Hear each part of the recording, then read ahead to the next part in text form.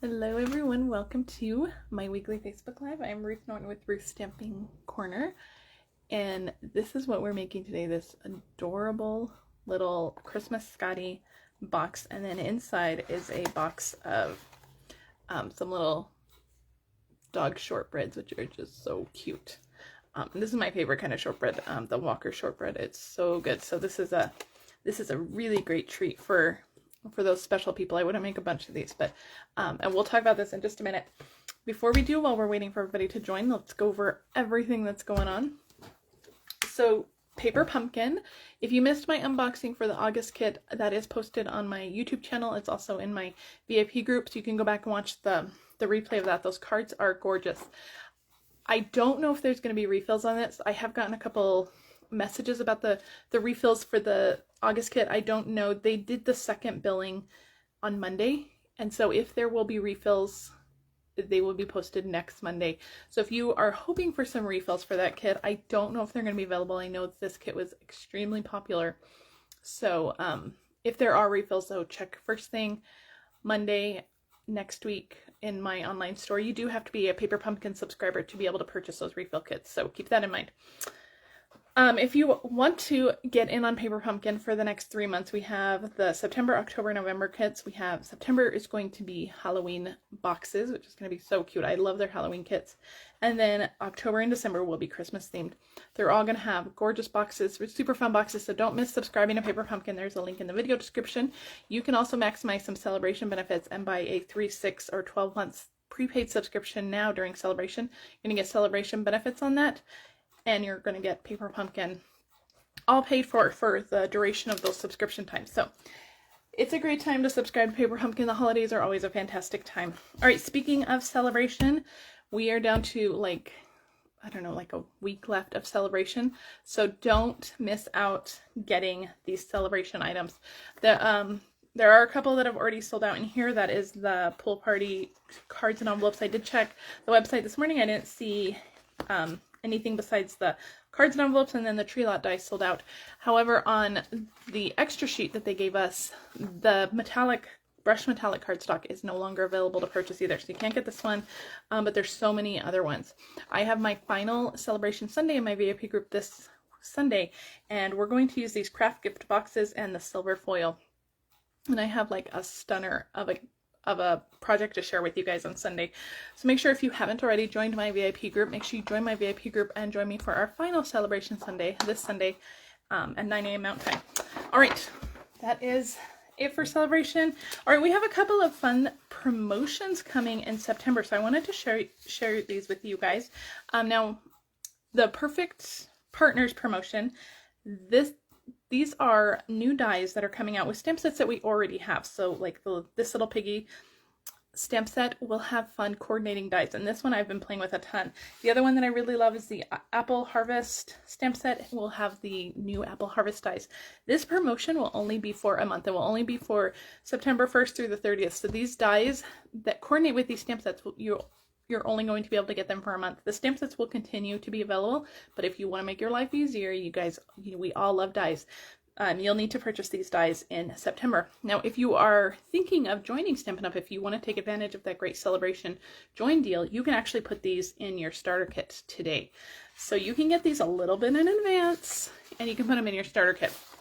All right, the other thing that's coming out in September, Stampin' Up is doing a World Card Making Day crafting event, and I haven't had a whole lot of time to really read up on this, but there is going to be 3 bundles that you can purchase from. They're going to feature those 3 bundles in this online crafting event on World Card Making Day in October. And one of them is a brand new bundle that demonstrators have not even had a chance to purchase, but everybody will have the chance to purchase that starting September 1st. That's going to be the Warm Welcome bundle, and it's so cute. The other ones are the Cottage Wreath and the Cottage Rose.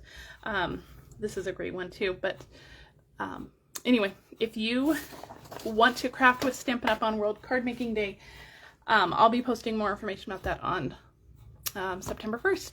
All right, let's get started. This is my host code for August. If you are shopping in August, make sure you use this host code. If your order's over $150, don't use the host code. All orders will receive a PDF with 3 exclusive projects. If your order's over $50, you're going to get a celebration item, and you're going to get a make and take kit to coordinate with that PDF. You're going to make those projects. All right, this is what we're making today. Isn't it cute? So we are using the Christmas Scottie Bundle. This is in the mini catalog. So it's the stamp set, and then this is the punch bundle. So it's going to punch out this little dog and this bow. So I have my glare with my lights. So this little dog and this bow, and so we're gonna make a super cute project with the punch. I love punch bundles. Punch bundles are affordable, and they're always super cute. And this one is no exception. This one's super cute. All right, so if you missed what was inside it before, so this one has these Walker shortbread Scottie dog cookies, which is just perfect for this bundle. Now, I will tell you guys, I bought these a few weeks ago. It was maybe even in July. I bought these a while ago, and I found these at my Cost Plus World Market store, my local store here in Albuquerque, and I tried to find them on Amazon to link this exact size on Amazon. I couldn't find it, so I went to the World Market website. I couldn't find it there either. So I don't know if they don't sell this size anymore. This is the 0.88 ounce size. I think there's like 2 cookies in there. 3 cookies maybe, I don't know, 2 cookies, but it is so cute. So this box was designed for this box to fit in here. So if you can't find this one, what I would do is, they sell the little Scottie dogs in a much larger package. I would just package them up in a little bag and then stick the bag in this little box. I think that would work equally as well. And this box is pretty good size. You're going to be able to fit all kinds of things in here. Even if you can't find this exact size, this box is a pretty big box. So you can fit lots of items in there. So keep that in mind. I wasn't aware these things were going to be so hard to find when I bought them, but I thought they were cute and I wanted to package them up. So we're still going to make the box, but keep in mind, you might not be able to find this exact size, but again, you can always just package them up and put them in a little bag and then put them in the box. I think that's fine too. Okay, instead of starting with our box this time, we're actually going to start with our DSP. So my box is cherry cobbler, and I'm using the Gingham Garden DSP stack. You can see this is like a mega stack. I have so much paper in here. And this one does have a red pattern. I was going to try to find that one. Here it is. The red in this one is a real red though, so it wasn't going to coordinate well with my cherry cobbler box. So I decided that I wanted to coordinate with the box a little more. I wanted the black plaid stripes anyway. So I went with the black and white DSP from this one. And move this off to the side. And we are just going to use our blending brushes and turn this into a cherry cobbler plaid. So we want to do this first though, because I want to give this plenty of time to dry, because cherry cobbler and this cherry cobbler I think is like my nemesis color. I get cherry cobbler ink everywhere. So we're going to start with the blending brushes just so we have ample time for it to dry. Now I have 2 pieces. I have a piece that is 4.5 by 3 3/4. This is actually going to be the lid on our box. So you can see the lid is a separate piece from the box altogether. So this is the lid, and then we have another piece that is 3.5 by 2.5, and this is going to go on the front of our box. So I'm just going to ink up my blending brush. Start off on your scratch paper and then just work onto your DSP.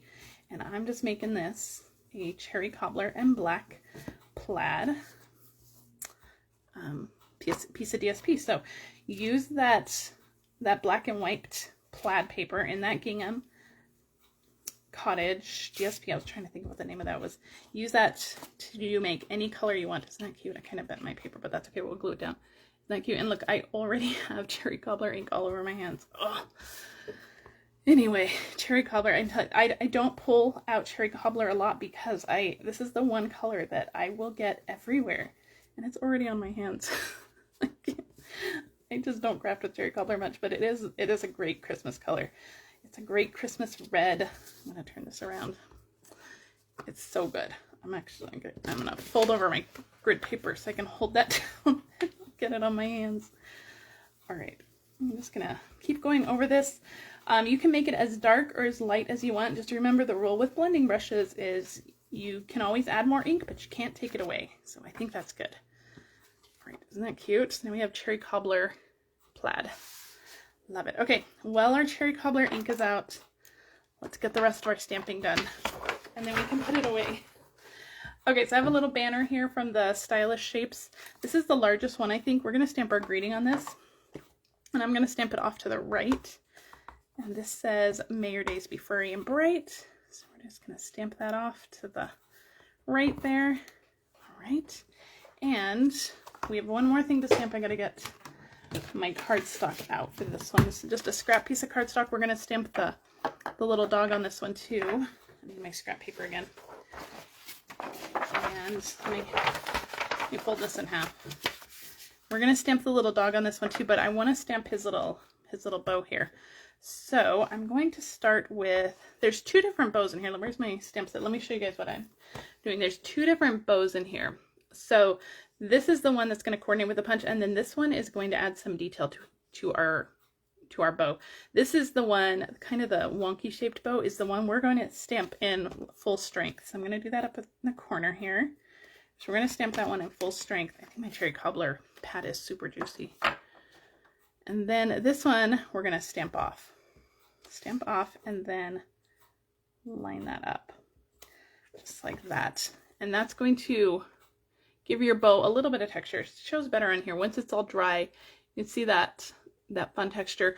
There were some questions about this in the Stampin' Up Leaders group, and one of the designers Stampin' Up has that makes not all, but some of the catalog samples, she said that it's designed to look like the shine of a satin bow. So I think it's pretty cute. Once you get it on there, I think it's super cute. It looks a little wonky like this, and I probably could have lined it up a little better, but we're going to go with it. Once it's punched out, it's going to look just like a bow. All right, as long as we're stamping, let's do our little dog. I'm going to put my stamp here. Let's get my paper in here. Now I'm pulling out my Stamparatus to do my little Scottie dog because I want to stamp him multiple times. I'm going to use Memento, and I just want to make sure that he is nice and dark black. And with the Memento ink, sometimes you need to, that was the lid. I was trying to ink it with the lid. Sometimes you need to stamp it a couple times with Memento. So, and my Memento pad needs to be re-inked a little bit, so I definitely need to stamp it a couple times. So one more time, I think, and it's going to give him a nice solid black. Let's see, did I move my stamp? I did move my paper, darn it. All right, we're going to flip it over. We're going to try one more time. The magnets were supposed to hold my paper down. I think I hit it with my arm when I pulled it up. Okay, try it one more time. We'll move on. The stamping shouldn't be the hard part, right? Okay. There we go. Make sure that's in the same place. I should have put it up in the corner. I don't know why I didn't. I normally always put my cardstocks up in the corner. There we go. It's much better. Our little Scottie dog, and he is crisp and black. And I'm going to flip this over so I don't get ink all over my Stamparatus. All right. Move the ink pad out of the way, and we're going to do some punching. So this side we're going to stamp or punch our little puppy dog. And you have an extra bow here if you want to do something with that. And then we're going to punch our bow out from this side. Just like that. Okay. Then we're going to set all of our pieces off to the side. And we'll come back to them. Doesn't that bow, it looks so much better once it's punched. It looks super cute. All right, let's push this off to the side with our DSP, and we're going to do a little bit of scoring on our box now. We're going to get to our box. All right, move this stuff out of the way. Okay. Grab your Simply Scored, and you're going to need a piece of cherry cobbler that measures 6 1/4 by 9 3/4. And all the measurements are in the video description, so don't worry about writing it down, and they'll be on my blog in a little while as well. All right, on the shorter side, on the 6 1/4 inch side, we are going to score at 1 1/4 on each side. So 1 1/4, and then flip it all the way around and do it at 1 1/4 on this side. All right, now put it on your 9 3/4 inch side, and you're going to score it at 1, 4 3/4, and at 6. All right, now we're going to come back over here, and we're going to mark it at 2 1/4. I don't want to score on the outside edges. I only want to score on the middle part. So I'm just going to kind of lightly run it. I'm not going to press down. And then when I get to the score line here, then I'm going to push down and only score to that other vertical or horizontal line. So I hope that makes sense. Hope you can see. So we didn't score on the sides here. I only scored in the center there, and that's it. 2 1/4. All right.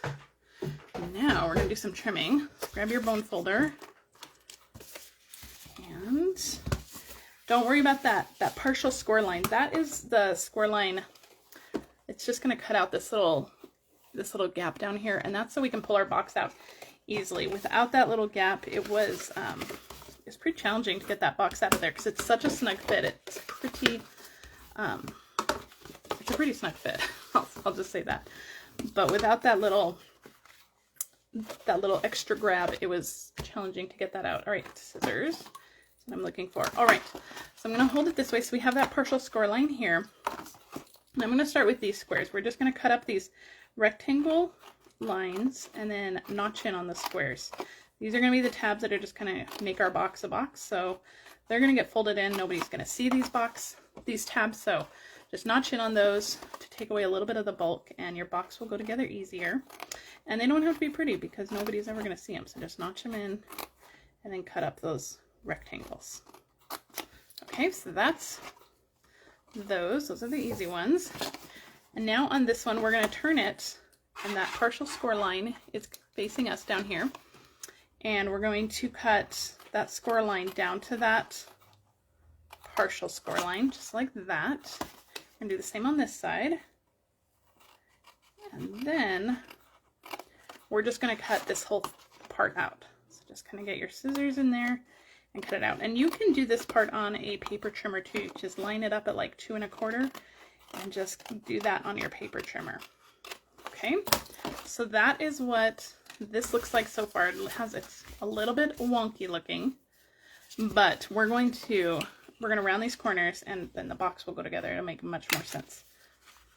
Okay, round these corners. I just have a corner rounder here. Any corner rounder you have is good. We don't currently have a corner rounder punch in our catalog offerings, so whatever you want to use is fine. Okay, so this is what it should look like when it's all trimmed, and I actually have a picture of this on my blog post going up, so you know exactly what it's supposed to look like when you cut it. All right, we do need to do a little bit of scoring on the larger DSP piece, and I should have done that when I had my Simply Scored out, but I didn't think about it, so we're going to do it now.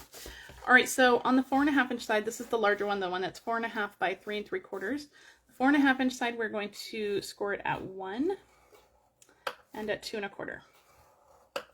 Okay, and that's it. This is going to be the lid, and we're going to fold on these score lines.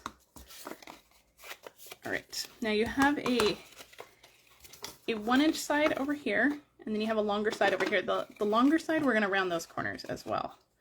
This is going to be the front flap of our box. All right, and then this 1 inch side, just kind of snip it just a little bit. This is going to go into our box to create the lid. This is the part that's going to have glue and go into the box. So just by snipping those ends, if it's a little bit longer, it'll fit just perfect, just in there, just like that. All right, so let's get this thing put together. So a little bit of glue on that 1 inch tab. I'm using Stampin' Seal Plus. Use whatever strong glue you want. If you want tear and tape or Tombow glue, do whatever you want. We're going to line up this score line with this edge right here, and just make sure that everything is between those score lines. So I'm just going to fold that on the score line, and then just line this up. Just like that. All right, perfect. All right, now we are going to, I'm going to put some adhesive on the inside of these little tabs in the middle, and then on the inside of our front tabs. And the front tabs are the ones with the little notches on them. All right, what we're going to do, we're going to take our back tabs. The back has the lid on it. We're going to line up this score line, or this cut edge with that score line, and the tabs are going to go on the outside of our box, which doesn't make sense. It kind of makes it counterproductive to how you've put together boxes for a while. But once we fold up that front part over, it's going to sandwich that little tab inside. You're never going to see that tab, and you're going to have a super clean finish on the inside, so nothing's ever going to get caught on that inside box. Right, and then you just line up the outside there, and those little tabs will fold in just like that. Okay, so let's get our little box of cookies in. It fits perfectly in there. All right, isn't that cute? All right, now we are going to close this. We're going to seal it, close it, seal it closed, not seal it closed, but we're going to keep it closed. I have some magnets hidden on here, so I want to show you how I did that. So we're going to start, I've already die cut a few pieces. I have a black, basic black from, well, it's basic black cardstock that I've die cut with the layering circles dies, and I have a circle that I've die cut with the Stylish Shapes dies. And I've also embossed this one with the Time Worn Type embossing folder. And we're going to stick on there our black scallop piece first. And I'm going to use black dimensionals for this. I have some edge pieces here. I also have my mini ones. Some black dimensionals are great for your holiday crafting, for your Halloween and Christmas crafting. And especially when you're making a darker project like this, the black ones are fantastic. So I'm just going to put a few dimensionals just on the flap for the lid and peel those off. Then I'm just going to line up my black scallop circle where kind of in the center, just right in the center there.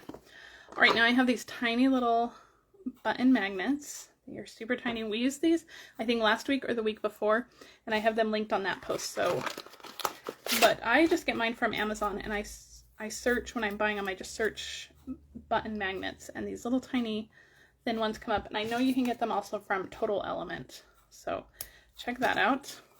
All right, so on the front of our box, we're going to place a magnet kind of down on the bottom of that scallop. Okay, then open it up and drop your other one right onto the back of that scallop. So we have a magnet here, we have a magnet here. Take a glue dot and stick it on that magnet. And then you're just going to close this up, make sure everything's lined up, close it, give it a little push. And then those magnets will be exactly lined up, exactly where they need to be. And we're going to hide them both completely, so nobody's ever going to see them.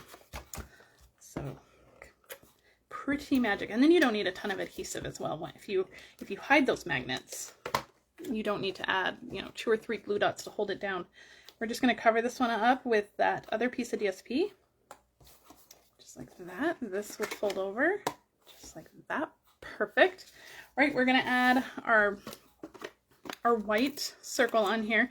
Now, if you emboss this with the Time Worn Type, there is some writing on it. So just make sure that your writing is going the right way. It's not upside down. And we're just going to stick that right on top of our black scallop circle. Isn't that cute? It's coming together. All right, we're going to work on our greeting. I'm going to tie a little bow around the left side of our greeting. I'm using the gingham, black and white gingham. I need to cut a piece of this off. If you follow me at all, you know that I cannot tie ribbon on the spool, so I have to tie it off. I have to cut it off. But we want kind of a bigger ribbon here. So just tie it off to on the left. If it covers your greeting, we can always scoot it over, so just get it tied on there. All right, perfect. And I'm just gonna make my bow a little bit bigger.